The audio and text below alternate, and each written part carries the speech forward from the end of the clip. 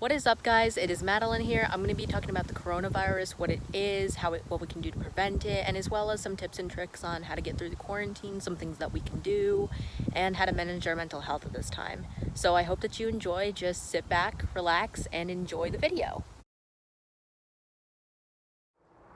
As you all know, coronavirus is the virus that is causing this pandemic. Coronavirus itself is actually a group of viruses that cause cold and flu-like symptoms. The correct term for this virus is actually COVID-19, which stands for coronavirus disease, and the year it was discovered, 2019. The first symptoms that appear are cold and flu-like symptoms, true to its name of being a coronavirus. However, some people may turn up to be asymptomatic, which means that they don't display any real symptoms. However, the second stage is a lot more severe. It attacks the bronchial tubes of our lungs and causes respiratory issues and failure. This can lead to death if not properly treated. I totally didn't slap on a fake lab coat leftover from Halloween to make myself look more like a real virologist. Now, I know what you were thinking. There have been many deaths from the coronavirus and the cases are still increasing. However, the worst thing that we can do right now is panic. So please, don't panic. Oh my god, everyone's gonna die. Okay, that was a little overboard and a little bit cringy, to be honest. But what we do know about the virus is it is not a retrovirus. A retrovirus is a type of virus that spreads extremely fast and mutates extremely fast and is extremely deadly.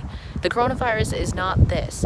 The fatality rate for a coronavirus is about 3 to 4% around here, as far as we know. This means that you're going to have about a 96% chance of surviving, and only 19% of cases need to be hospitalized.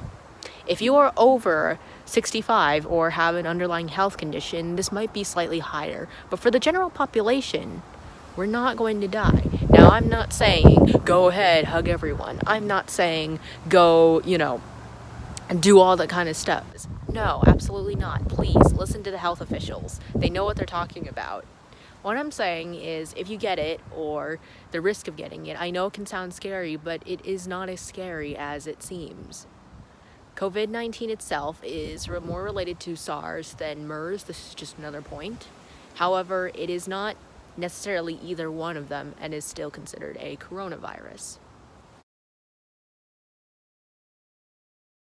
COVID-19 does not yet have a vaccine. However, there are ways of preventing it.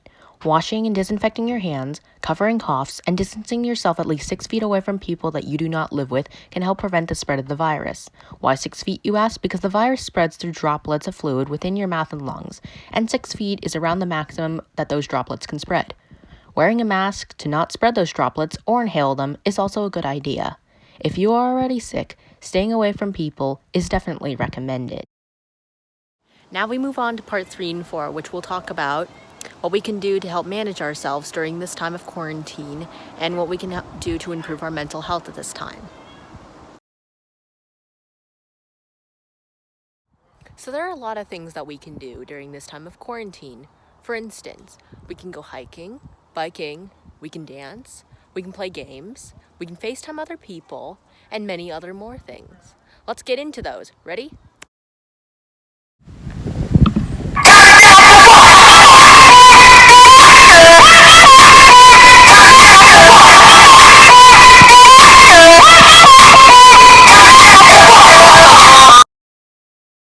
Chapter 1. What am I going to write about?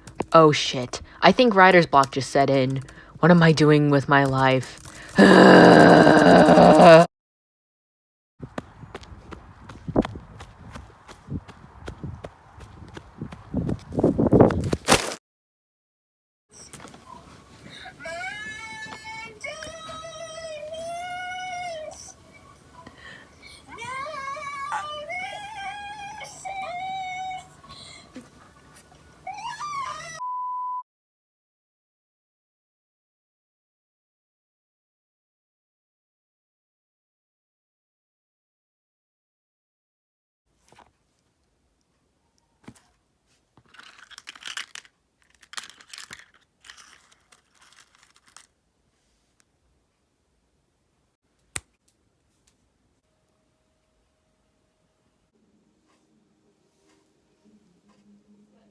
Now I move on to part 4, which we will talk about our mental health and things that we can do to manage it.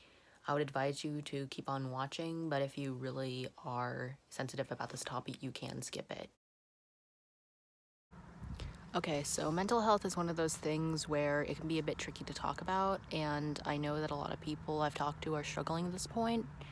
I think the one thing that people don't realize is how they really are feeling and how people are suffering, because oftentimes we think that it's fine to just keep it to ourselves and that it's no one else's problem. And I understand that I don't think that everyone should go off and just vent to everyone all the time.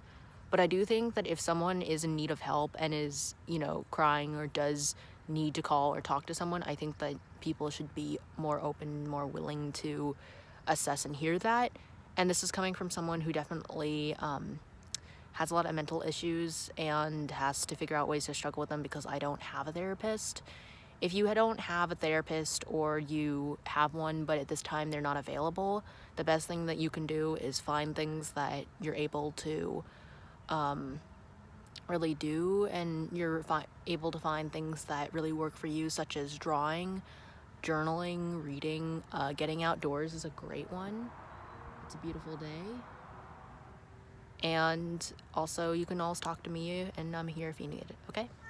One of the things that I find helps when things get tough is focusing my attention on something in the moment and being able to appreciate it.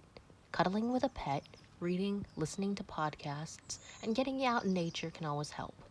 If there is an issue concerning the family, then distancing yourself and going somewhere you feel safe is always a good idea. Talking to a friend or significant other over the phone can be beneficial. Just make sure not to do it too much. Another great thing to do is to reach out to people that you don't generally talk to and maybe get to know them a bit more. I'm genuinely here if you need and can offer more tips on how to cope with negative emotions during social distancing. So in conclusion, coronavirus and the quarantine can seem a bit scary, but there are ways that we can manage our time and manage our mental health. We can all get through this if we just keep a positive attitude, work hard, and have hope. I really hope that this video just inspires someone to do something of their own or helps them get through a tough time. This video was supposed to be more lighthearted and just something a little fun, maybe keep you guys occupied for a while. I think that what I'm really trying to do here is just reach out to people and hope that, whatever they're going through, they can get through this. I think we'll all get through this in the end, and we only have a few more weeks to go. Thank you so much for watching, and I'll see you guys in the next one. Peace.